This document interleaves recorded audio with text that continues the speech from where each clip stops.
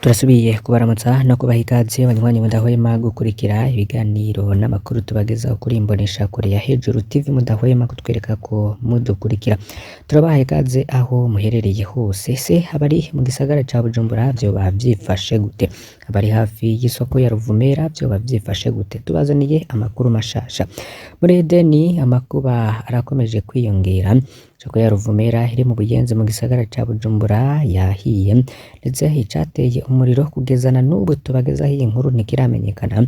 Gusa rero Bujumbura yose yoba yijimye ndetse nta n'umuriro uba aruhari. Gusa rero ibimenyesha amakuru bigiye bitandukanye bikaba vyagiye bitangaza inkuru nyinshi kuri uko gusha rw'iyo soko ya Ruvumera. Soko rero nini iri mu gisagara ca Bujumbura. Tubazaniye inkuru nshasha. RPA ivyanditseko, ikinyamakuru Yaga kivyandikako, ikinyamakuru Jimbere kivyandikako, ikinyamakuru Radio Haguruka kivyandikako, ndetse n'ibindi bigiye bitandukanye vyoba vyatangajwe kuri iryo sanganya ibyo tugiye kubagezaho. Nako kandi n'ubushikiranganji bw'intwaro hagati y'iterambere rusange n'umutekano nabwo bwasohoye itangazo ryihuta rigenewe abenegihugu muri uyu mwanya, navyo ntuze kubicikwa. Jana kuri subscribe canke sabone niba utari wafyondako, wibuke no kubisangiza bagenzi bawe kugira badacikwa n'amakuru yose tubagezaho. Turabahaye ikaze rero, iyi ni Hejuru TV. Kubihejeje kuba rero ku isoko ya Ruvumera nivyo biriko biravugwa cane irya nino kuvuga ngurukana bumenyi n'ibimenyesha amakuru bigiye bitandukanye. Ikinyamakuru RPA canditse kigira kiti isoko ya Ruvumera iriko irasha, aho mw'isoko ryo muri zone Buyenzi umuriro wadutse isaha imwe y'ijoro yageze. Amasoko ya RPA amenyesha ko watanguriye ku ruhande rudandarizwamwo impuzu ziba zarakoze, ni ku ruhande rw'umuryango w'iyo soko uherereye kw'isengero Gatolika ryo muri iyo zone. Ni isengero ryitiriwe Mutagatifu Augustine. Icateye umuriro ntikiramenyekana, imiduga ifasha kuzimya ikaba iriko irazimya muri kano kanya, niko RPA yoba yanditse minota mikeyi iheze. Ikinyamakuru Yaga naco catangaje iyo nkuru kigira kiti hari uruhande rumwe rw'isoko ya Ruvumera ruriko rurasha muri uno mwanya, ni hejuru ku ruhande rw'abashona. Muri kano kanya ntiharamenyekana inkomoko y'uwo muriro, ariko kizimyamwoto yaje kuzimya. Ikinyamakuru Radio Haguruka co catangaje iyo nkuru kigira kiti inkuru idushikiye mu kanya gaheze nuko isoko ya Ruvumera muri zone ya Buyenzi mu gisagara ca Bujumbura ku mugwa mukuru w'igihugu w'ubutunzi kuva isaha imwe zirenga gatoya mu masaha y'i Bujumbura yari kirasha. Bamwe bakaba bavuga ko iyo soko yatanguriye gusha mu gice kidandarizwamwo impuzu, abandi nabo bakaba batubwiye ko yatanguriye gusha mu gice bahora batamwe imicafu, ngo hanyuma hafatwa no mu gice kidandarizwamwo ivyuma. Kugeza kano kanya turiko turabashikiriza n'amakuru bikaba bitarashobora kumenyekana ico umuriro wavuyeko. Ico bikoze nuko abijejwe banyarutse gutabara, ibintu bikaba biriko birasubira mu buryo. Ivyaronekaye nico umuriro waturutseko ngo ni mu makuru yacu yo hanyuma. Niko ico kinyamakuru ca Radio Haguruka co bagihejeje gutangaza. Hari inkuru rero ziriko zirazunguruka ku mbuga ngurukana bumenyi bivuga ko iryo soko rihejeje guturirwa, sivyo? Ndetse mu matohoza natwe kuri Hejuru TV twagize nta vyemezo dufise ko yaturiwe, gusa uwo muriro woba wadukiye muri ico gice n'ubundi kidandarizwamwo impuzu kigana hejuru, nkuko rero n'ibindi bimenyesha amakuru vyagiye birabitangaza. Kuri ivyo vyose rero bikaba bizwa biherekezwa n'itangazo y'ubushikiranganji bw'intwaro hagati y'iterambere rusangi n'umutekano.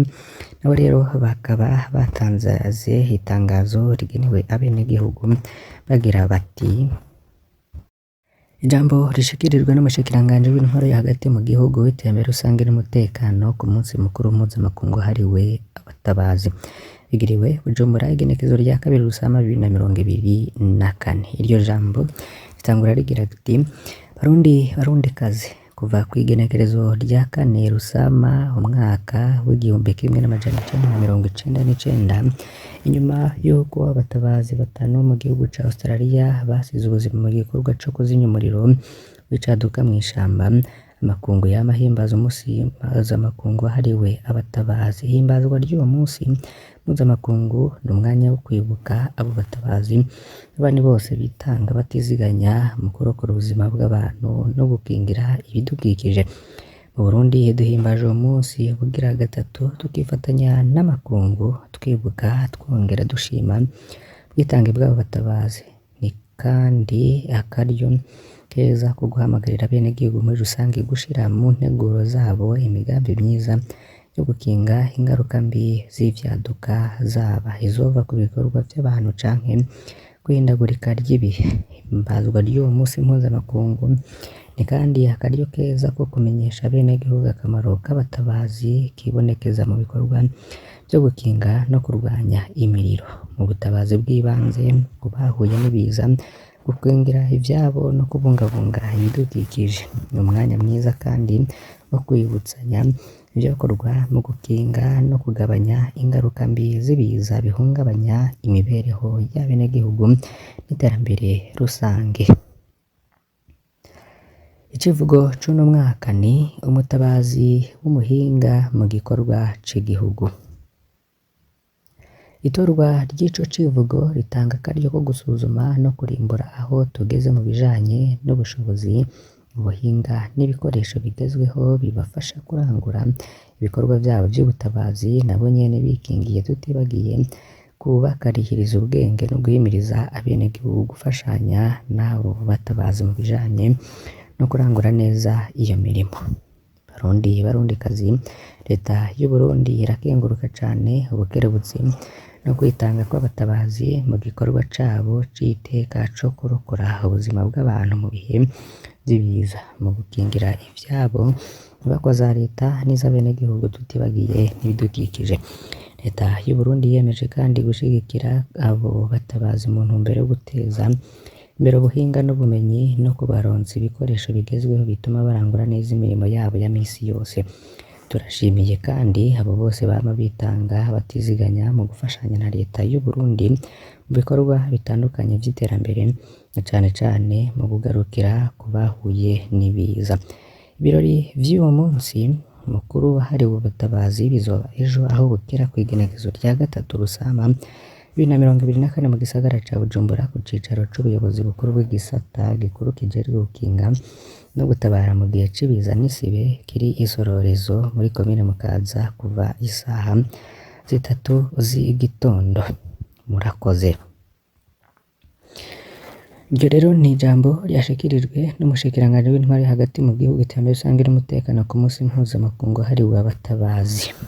Leta rero yiyemeje gushigikira abo batabazi mu ntumbero yo guteza imbere ubuhinga rero n'ubumenyi bwabo mu kubaronsa ibikoresho bigezweho bituma barangura neza imirimo yabo ya misi yose, nk'uko biri muri iryo jambo ryerekeye umunsi mukuru mpuzamakungu wahariwe abatabazi ryashikirijwe n'umushikiranganji w'intwari hagati mu gihugu, iterambere rusange n'umutekano kuri uyu wa kabiri Rusama 2024.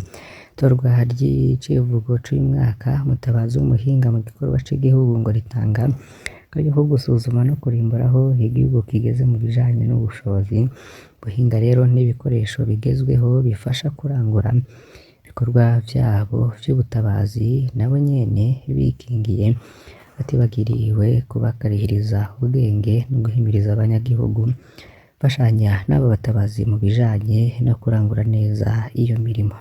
Mu guhimbaza uwo munsi rero ngo ni akaryo keza ko guhamagarira abarundi gushira mu nteguro zabo imigambi myiza yo gukinga ingaruka mbi z'ivyaduka, zaba izova mu bikorwa vy'abantu canke kwihindagurika ry'ibihe.